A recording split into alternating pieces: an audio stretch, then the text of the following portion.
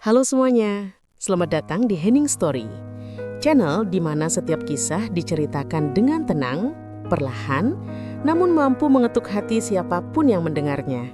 Di sini kita belajar bahwa tidak semua luka harus disembunyikan dan tidak semua air mata harus ditahan sendirian. Kadang, justru dengan mendengar kisah orang lain, kita menemukan diri kita sendiri.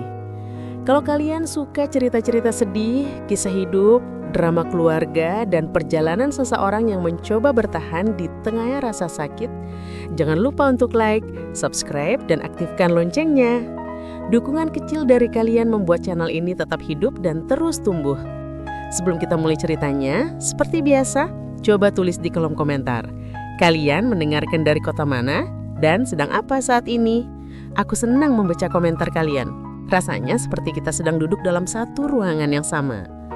Baiklah, siapkan hati, tarik nafas perlahan, karena cerita kali ini mungkin akan menyentuh bagian terdalam dari diri kalian. Mari kita mulai. Namaku tidak penting.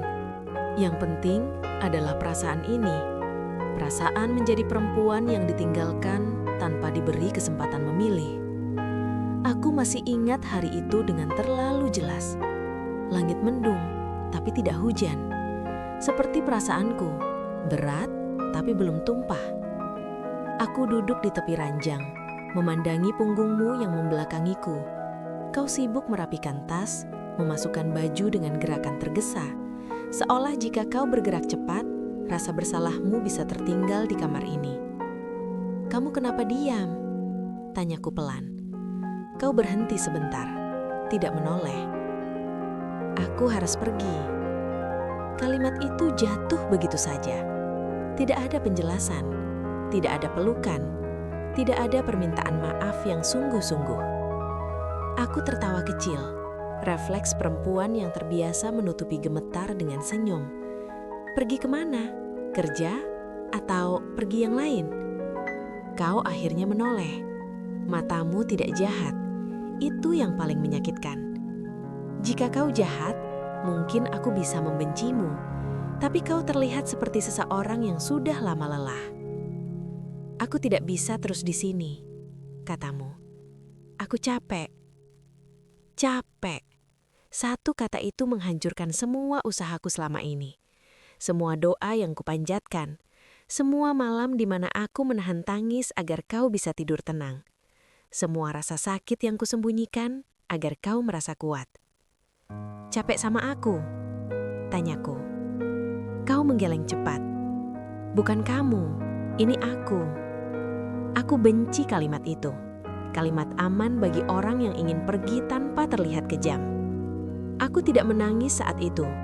Aku hanya duduk diam, memeluk lututku sendiri, sementara kau melangkah keluar membawa sebagian hidupku di dalam tas sederhana itu. Pintu tertutup, dan sejak saat itu, aku belajar bahwa kesunyian bisa berbunyi sangat keras. Hari-hari setelah kepergianmu berjalan lambat, aku tetap bangun pagi, tetap memasak 2 porsi, lalu terdiam menatap piring kosong di hadapanku. Aku tetap menyeduh kopi, meski tidak ada yang mengeluh rasanya terlalu pahit. Orang-orang bilang perempuan kuat adalah perempuan yang tidak menangis. Mereka salah. Perempuan kuat adalah perempuan yang menangis, tapi tetap hidup. Aku menangis sendirian di kamar mandi, di dalam bantal, di tengah malam saat dunia tidak menuntutku terlihat baik-baik saja. Aku menangis bukan karena kau pergi, tapi karena aku sadar, aku tidak cukup penting untuk diperjuangkan. Aku mulai menyalahkan diriku sendiri. Mungkin aku terlalu menuntut, terlalu sensitif, terlalu berharap kau tinggal. Aku membedah kenangan satu persatu, mencari kesalahan di wajahku sendiri. Suatu malam, aku membuka ponsel, membaca pesan-pesan lamamu, janji-janji yang kini terasa seperti milik orang lain. Aku akan selalu di sini. Aku tidak akan meninggalkanmu. Ternyata selalu punya batas waktu. Aku berjalan keluar rumah untuk pertama kalinya setelah berminggu-minggu. Dunia tetap berjalan. Orang-orang tertawa. Pasangan bergandengan tangan. Dan di tengah semua itu, aku berdiri sebagai perempuan yang kehilangan arah. Aku menyadari satu hal pahit. Perempuan sering diajarkan bertahan, tapi jarang diajarkan bagaimana melepaskan. Dan malam itu, sambil memandangi langit yang sama dengan hari kau pergi, aku berbisik pada diriku sendiri. Aku tidak tahu bagaimana caranya hidup tanpamu, tapi aku akan belajar. Bukan karena aku ingin, tapi karena aku tidak punya pilihan lain. Aku bangun pagi dengan kebiasaan lama, menoleh ke sisu ranjang yang biasa kau isi. Kosong. Spray masih rapi, dingin, seperti tidak pernah ada tubuh lain di sana. Aku menatap kosong beberapa detik, berharap ini hanya mimpi yang terlalu panjang. Tapi tidak, kau memang pergi. Aku berjalan ke dapur, membuat kopi 2 cangkir lagi. 1 untukku, 1 entah untuk siapa. Tanganku gemetar saat menuangkan air panas. Aku tertawa kecil getir. Perempuan bodoh macan apa yang masih menyiapkan ruang untuk orang yang sudah memilih pergi? Hari itu aku marah. Bukan marah yang berisik, marah yang diam-diam membakar dari dalam. Aku marah karena kau tidak berani jujur. Aku marah karena kau memilih lelah tanpa mengajakku bicara. Aku marah karena kau pergi seolah semua yang kita lalui bisa ditinggalkan begitu saja. Tapi di balik semua itu, aku masih menunggumu. Setiap bunyi langkah di depan rumah membuat jantungku berdebar. Setiap notifikasi ponsel membuatku berharap itu namamu. Aku membenci diriku sendiri karena masih memberi celah, padahal hatiku sudah sobek di banyak tempat. Aku mencoba terlihat baik-baik saja di depan orang lain. Aku tersenyum, bercanda, berpura-pura kuat. Tapi begitu sendiri, aku kembali menjadi perempuan yang duduk di lantai kamar, memeluk lutut dan bertanya pada dinding. Apa aku tidak cukup? Pertanyaan itu berputar-putar di kepalaku seperti lagu rusak. Aku menimbang setiap kesalahan kecil yang mungkin pernah kulakukan. Nada suaraku saat lelah, wajahku saat kecewa, air mataku yang mungkin terlalu sering jatuh. Mungkin aku terlalu merepotkan. Mungkin aku terlalu mencintaimu. Aku membuka media sosial, kesalahan terbesar yang bisa dilakukan perempuan yang sedang patah. Aku melihatmu, kau tampak baik-baik saja, tersenyum di foto, nongkrong, hidup. Dadaku sesak. Jadi hanya aku yang tertinggal di reruntuhan ini? Aku ingin membencimu. Sungguh, aku ingin menghapus namamu, fotomu, suaramu dari hidupku. Tapi setiap kali aku mencoba, kenangan kita berdiri menghadang. Terlalu hidup untuk dimatikan. Malam itu, hujan turun deras. Aku duduk di dekat jendela, menatap lampu jalan yang berpendar. Air mataku akhirnya tumpah. Tangisku pecah, tidak indah, tidak tertahan. Aku marah padamu. Aku marah pada diriku sendiri. Dan yang paling menyakitkan, aku marah karena masih berharap. Ponselku berbunyi. Namamu muncul di layar. Jantungku hampir berhenti. Aku tidak langsung menjawab, tanganku gemetar, kepalaku penuh dengan kalimat yang ingin kuteriakan. Tapi yang keluar hanya satu pesan singkat darimu. Kamu baik-baik saja? Pertanyaan paling kejam yang bisa kau kirim. Aku menatap layar lama sekali, lalu aku mengetik, menghapus, mengetik lagi. Akhirnya aku menjawab, aku belajar. Kau membaca, tidak membalas. Dan saat itulah aku sadar, kau tidak benar-benar ingin kembali. Kau hanya ingin memastikan aku tidak hancur sepenuhnya karena kepergianmu. Malam itu aku tidak menunggumu pulang lagi. Aku menunggu diriku sendiri bangkit. Aku belum kuat. Aku masih marah. Aku masih mencintaimu. Tapi untuk pertama kalinya sejak kau pergi, aku mulai sadar, menunggu orang yang tidak memilihku hanya akan membuatku kehilangan diriku sendiri. Hari-hari berlalu tanpa kehadiranmu. Tapi bayanganmu masih setia. Aku berhenti menunggu di depan pintu, berhenti mengecek ponsel setiap menit, berhenti berharap kau tiba-tiba sadar dan kembali. Namun anehnya, saat aku berhenti menunggu, aku justru merasa kehilangan arah. Aku tidak tahu siapa diriku tanpa peran sebagai perempuan yang menunggumu. Aku mencoba mengisi hari dengan hal-hal baru, pergi lebih pagi, pulang lebih malam. Duduk di kafe sendirian, membawa buku yang tidak benar-benar kubaca. Aku tersenyum pada orang asing, berharap dunia membalas dengan kehangatan yang sama. Tapi setiap kali tawa keluar dari mulutku, ada rasa bersalah yang menyusup. Seolah aku tidak pantas merasa ringan setelah semua yang terjadi. Aku bertanya pada cermin setiap pagi, "Kamu siapa sekarang?" Cermin itu diam, aku juga.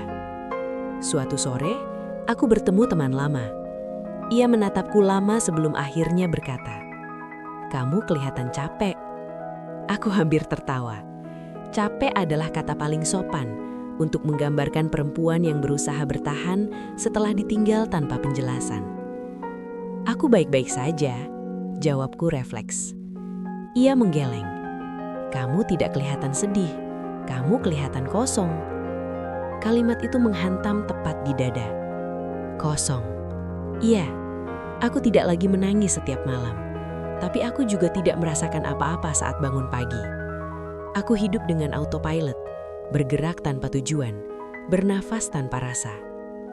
Malam itu, aku memberanikan diri membuka kembali foto-foto kita. Bukan untuk menyiksa diri, tapi untuk mencari bukti bahwa aku pernah dicintai. Bahwa aku tidak mengada-ada tentang semua kebersamaan itu. Aku menemukan satu foto. Aku tertawa, kepalaku bersandar di bahumu. Aku terlihat bahagia, bahagia yang polos, yang percaya. Air mataku jatuh, bukan karena rindu, tapi karena aku merindukan diriku yang dulu.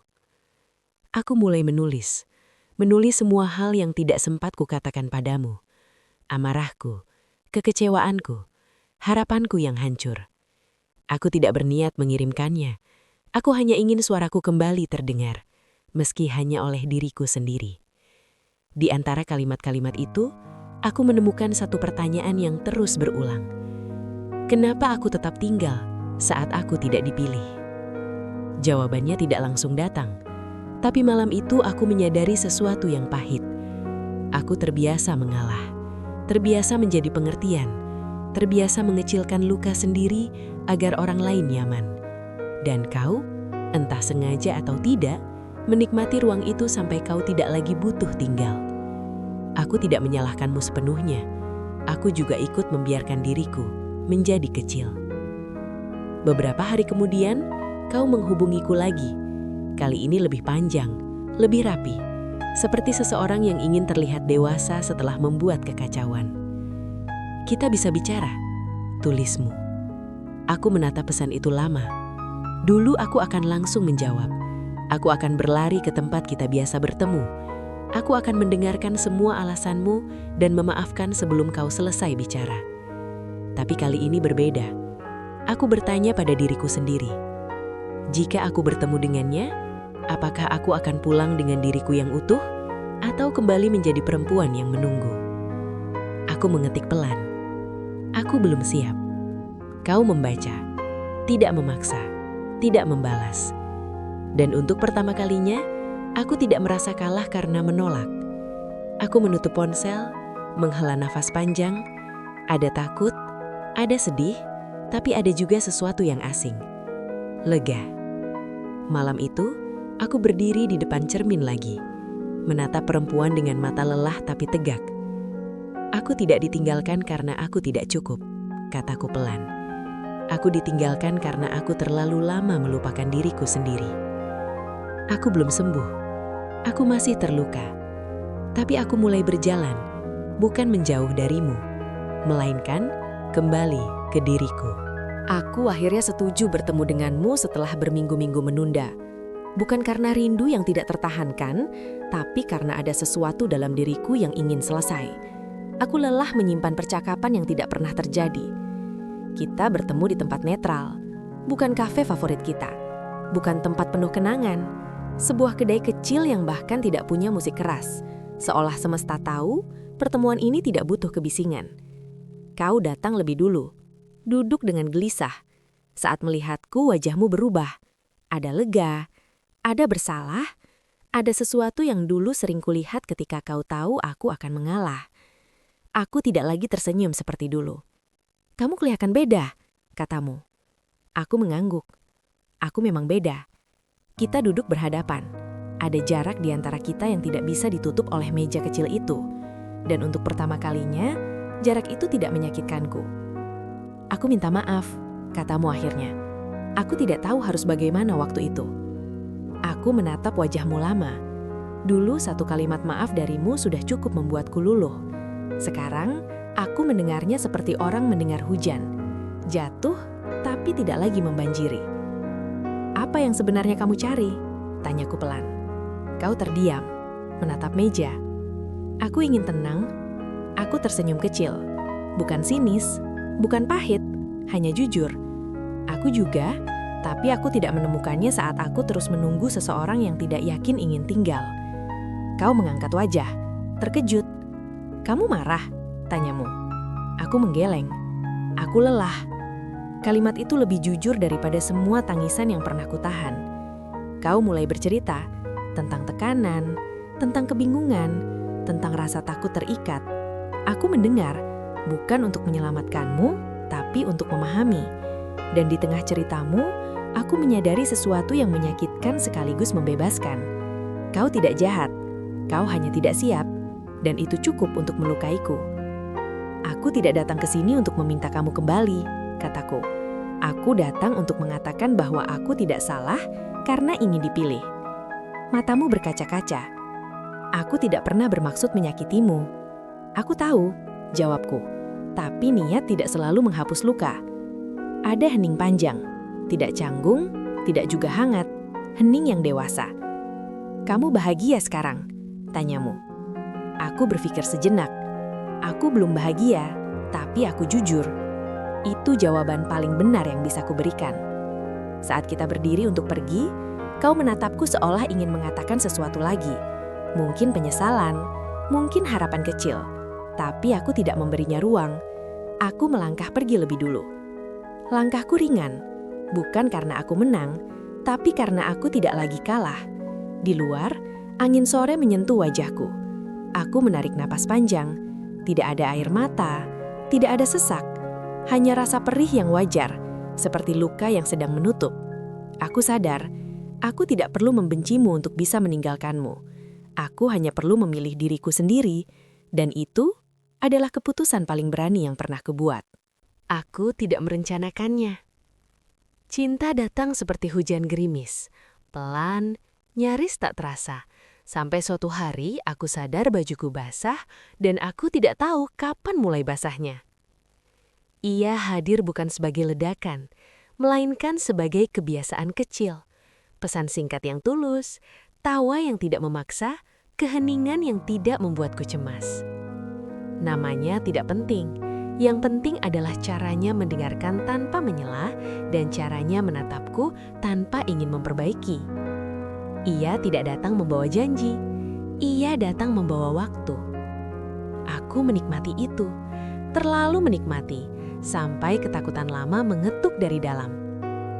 Setiap kali ia mendekat, tubuhku menegang. Setiap kali ia memuji, kepalaku bertanya, sampai kapan? Setiap kali ia berkata, aku ada, hatiku menambahkan kalimat yang tidak ia ucapkan. Untuk sementara. Aku benci diriku yang seperti ini. Aku sudah berjanji untuk tidak lagi hidup dalam bayang-bayang. Tapi luka tidak patuh pada janji. Luka mengingat. Suatu malam, kami duduk berdampingan di bangku taman. Lampu kuning memantulkan bayangan kami di tanah. Ia bercerita tentang hal-hal kecil, pekerjaan, ibunya, kopi favoritnya. Aku mendengarkan, tapi pikiranku sibuk mengatur jarak aman. Kamu kenapa? Tanyanya, lembut. Aku tersenyum. Tidak apa-apa. Ia menatapku lebih lama. Kamu sering bilang itu. Aku terdiam. Lalu, untuk pertama kalinya, aku jujur pada seseorang yang baru. Aku takut. Takut apa? Takut kehilangan diriku lagi. Ia tidak tertawa, tidak menghibur dengan kalimat klise. Ia mengangguk pelan. Aku menyerti. Jawaban itu membuatku lebih takut daripada janji apapun. Aku mulai menarik diri, membalas pesan lebih singkat, menunda pertemuan. Bukan karena aku tidak suka, justru karena aku terlalu peduli. Aku takut mengulang pola lama, memberi terlalu banyak, menunggu terlalu lama, lalu menyalahkan diri sendiri saat ditinggalkan. Suatu sore, ia mengirim pesan. Aku merasa kamu menjauh. Aku salah? Aku menatap layar lama sekali. Jujur berarti membuka pintu, diam berarti mengunci diri. Keduanya menakutkan. Akhirnya, aku membalas. Aku sedang belajar mencintai tanpa menghilang. Ia membalas cepat. Kalau begitu, aku mau belajar pelan-pelan bareng kamu. Kalimat itu sederhana, tidak heroik, tapi sesuatu di dadaku bergetar, bukan karena yakin, melainkan karena diberi pilihan. Aku menyadari satu hal penting, cinta yang sehat tidak membuatku mengecil. Yang membuatku mengecil adalah ketakutanku sendiri. Aku bertemu lagi dengan bayang-bayang masa lalu, dengan perempuan yang dulu rela mengalah demi dicintai. Aku memeluknya dalam diam, lalu berkata, "Terima kasih sudah bertahan, sekarang giliranku menjaga." Aku tidak tahu kemana hubungan ini akan pergi. Aku tidak butuh tahu, yang kubutuhkan adalah tetap utuh saat melangkah. Jika ia pergi suatu hari nanti, aku ingin tahu bahwa aku tidak kehilangan diriku untuk mempertahankannya. Dan jika ia tinggal, aku ingin tahu bahwa ia memilihku, bukan versi kecil yang dulu. Malam itu, aku menatap cermin dan berkata dengan suara pelan tapi tegas, "Aku boleh mencintai lagi, dan aku boleh takut. Keduanya bisa berjalan bersama." Aku menarik napas panjang. Aku tidak lagi berlari. Aku berjalan, pelan, sadar, dan untuk pertama kalinya tanpa meninggalkan diriku sendiri. Aku selalu berpikir bahwa rasa sakit datang dari kehilangan. Ternyata tidak selalu. Kadang, rasa sakit datang dari kemungkinan. Dari bayangan bahwa sesuatu yang indah bisa runtuh kapan saja. Dan aku hidup di bayangan itu. Ia mulai lebih serius, bukan dengan tekanan, tapi dengan kehadiran. Ia ingin tahu hariku. Ia ingin merencanakan minggu depan. Ia ingin memasukkan aku ke dalam hidupnya, bukan hanya sela-sela waktunya. Dan justru disitulah ketakutanku membesar.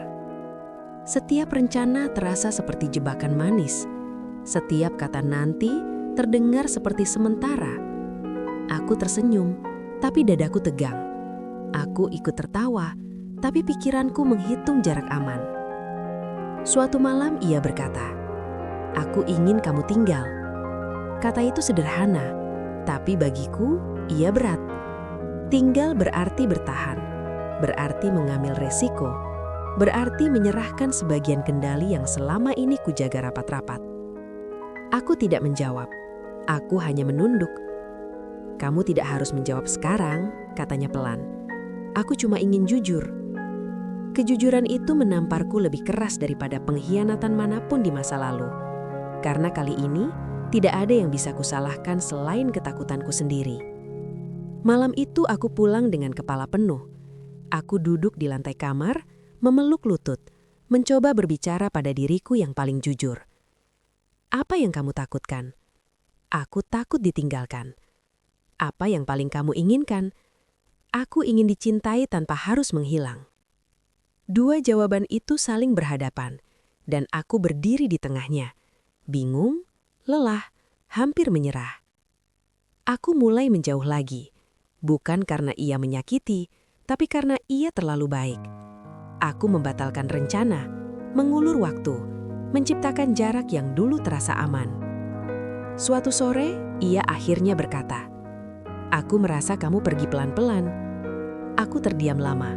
Kali ini aku tidak ingin bersembunyi di balik senyum. "Aku takut," kataku jujur. "Aku takut kalau aku terlalu tinggal, aku akan kehilangan diriku lagi." Ia menatapku, tidak memotong, tidak membela diri. "Aku tidak ingin kamu kehilangan apapun, termasuk aku, kalau itu yang kamu butuhkan." Kalimat itu menghancurkan pertahananku. "Kenapa kamu tidak menahanku?" tanyaku dengan suara gemetar.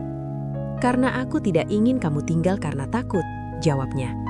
"Aku ingin kamu tinggal karena memilih." Aku menangis, bukan karena sedih saja, tapi karena dilepaskan dengan cara yang paling dewasa. Tidak ada drama, tidak ada tuntutan, hanya ruang. Malam itu aku sadar, aku selalu mengira pergi adalah bentuk keberanian. Tapi mungkin tinggal dengan sadar dan jujur jauh lebih berani. Aku tidak memberinya jawaban malam itu, tapi untuk pertama kalinya, aku tidak lari. Aku hanya meminta waktu, dan ia memberikannya tanpa syarat. Di kamar, aku menatap langit-langit dan berbisik. Aku tidak ingin hidup dikendalikan oleh ketakutanku sendiri. Aku tahu, apapun pilihanku nanti, akan ada resiko. Tapi kali ini, aku ingin mengambil resiko yang tidak mengkhianati diriku. Aku ingin mencintai tanpa bersembunyi. Aku ingin tinggal tanpa menghilang. Dan untuk pertama kalinya, aku mempertimbangkan kemungkinan yang dulu paling kutakuti. Bahwa aku bisa bahagia tanpa harus hancur lebih dulu. Aku datang menemuinya dengan jantung berdebar. Bukan karena gugup, tapi karena sadar. Hari ini, aku tidak bisa lagi bersembunyi. Tidak di balik luka lama. Tidak di balik senyum palsu. Tidak juga di balik kalimat nanti saja. Kami bertemu di tempat yang sama seperti awal. Bangku taman dengan lampu kuning yang terlalu terang untuk menyembunyikan apapun. Ia sudah di sana, duduk tenang, seperti seseorang yang siap menerima apapun. Aku duduk di sampingnya, menghela napas panjang. Aku sudah memikirkan semuanya, kataku. Ia mengangguk, tidak mendesak. Aku memilih tinggal, lanjutku. Bukan karena aku yakin segalanya akan baik-baik saja, tapi karena aku tidak ingin terus hidup dikendalikan oleh ketakutanku sendiri. Ia menatapku, dan untuk pertama kalinya sejak kami saling mengenal, matanya berkaca-kaca. Terima kasih sudah jujur. Aku tersenyum kecil. Tapi aku perlu kamu tahu satu hal. Aku masih takut, dan mungkin aku akan sering ragu. Aku tidak butuh kamu sempurna, jawabnya. Aku cuma butuh kamu hadir. Kalimat itu hangat, tapi kehangatan tidak serta-merta menyembuhkan luka lama. Ia hanya memberi ruang agar luka bernafas. Hari-hari setelah itu berjalan perlahan. Tidak dramatis, tidak juga mudah. Aku belajar mengungkapkan ketakutanku alih-alih menyimpannya. Aku belajar mengatakan, aku butuh waktu, tanpa merasa bersalah. Dan ia belajar mendengarkan tanpa merasa ditolak. Tapi hidup jarang sesederhana itu.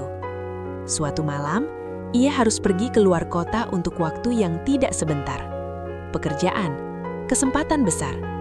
Ia menjelaskannya dengan hati-hati, seolah takut kepergiannya akan membangunkan traumaku. Dan benar saja, malam itu aku hampir runtuh. Aku tersenyum di depannya, berkata aku mengerti. Tapi di kamar, aku duduk sendirian, menatap ponsel, menghitung hari kepergiannya seperti menghitung kemungkinan ditinggalkan. Ketakutan lama kembali mengetuk. Bagaimana kalau ia tidak kembali? Aku ingin menarik diri. Aku ingin berkata, mungkin kita berhenti saja. Bukan karena tidak cinta, tapi karena terlalu cinta. Tapi aku tidak melakukannya. Aku mengirim pesan. Aku takut kamu pergi. Ia membalas cepat. Aku pergi bukan untuk meninggalkanmu. Aku pergi karena hidup berjalan. Dan aku ingin kamu tetap di dalamnya. Aku menangis membaca pesan itu. Bukan karena sedih saja, tapi karena akhirnya aku tidak menghadapi ketakutanku sendirian. Saat ia benar-benar pergi, bandara terasa sunyi meski penuh orang. Aku melambaikan tangan, tersenyum, lalu membiarkan air mataku jatuh setelah ia menghilang dari pandangan. Aku tidak tahu apakah ini akan berhasil. Aku tidak tahu apakah aku akan cukup kuat jika ia pergi terlalu lama. Tapi aku tahu satu hal. Kali ini, aku tidak kabur. Aku tinggal. Dengan takut, dengan harap, dengan diriku yang utuh. Dan mungkin, keberanian tidak selalu terlihat seperti kemenangan. Kadang, ia terlihat seperti seseorang yang tetap berdiri meski gemetar. Ia pergi, dan hari-hari setelahnya berjalan lebih lambat dari biasanya. Waktu tidak berhenti, tapi terasa enggan bergerak. Aku mengisi hari dengan rutinitas yang rapi. Bekerja, makan, tidur. Seolah kerapian itu bisa menahan pikiranku agar tidak berantakan. Kami masih saling berkabar. Tidak sering, tidak juga dingin. Cukup untuk tahu bahwa kami masih ada, tapi tidak cukup untuk menenangkan sepenuhnya. Dan di sela-sela kesunyian itu, aku mulai mendengar suaraku sendiri lagi. Bukan suara yang berteriak minta dipilih. Bukan juga suara yang memohon untuk ditunggu. Tapi suara yang tenang, yang berkata, "Kamu baik-baik saja, bahkan saat sendirian." Aku mulai menikmati hal-hal kecil tanpa perlu membaginya pada siapapun. Kopi pagi yang hangat, musik yang kuputar tanpa menyesuaikan selera orang lain, jalan sore tanpa tujuan. Aku tidak kesepian, aku sedang sendirian dengan utuh. Suatu malam ia menelpon, suaranya terdengar jauh, tapi jujur. "Aku rindu," katanya. Aku menutup mata sejenak. Rindu itu ada, tapi tidak lagi menguasai. "Aku juga," jawabku. "Tapi aku tidak lagi takut." Ia terdiam, lalu berkata pelan, "Kamu berubah." Aku tersenyum. Aku tumbuh. Kami tidak membicarakan masa depan malam itu. Tidak membahas janji, tidak juga kemungkinan. Dan anehnya itu tidak menyedihkan. Itu terasa cukup. Hari demi hari berlalu. Aku belajar satu hal penting. Cinta tidak selalu harus berakhir dengan memiliki. Kadang cinta selesai saat kita tidak lagi saling melukai, bahkan dengan harapan. Aku tidak tahu apakah suatu hari kami akan kembali berada di kota yang sama, di waktu yang sama, dengan versi diri yang lebih siap. Aku juga tidak tahu apakah kisah kami benar-benar selesai. Tapi aku tahu, aku tidak lagi menggantungkan hidupku pada jawaban itu. Aku berdiri di depan cermin suatu pagi dan berkata dengan suara mantap, "Aku mencintai dengan jujur, aku tinggal dengan sadar, dan aku pergi tanpa membenci." Tidak ada penyesalan dalam kalimat itu, hanya penerimaan.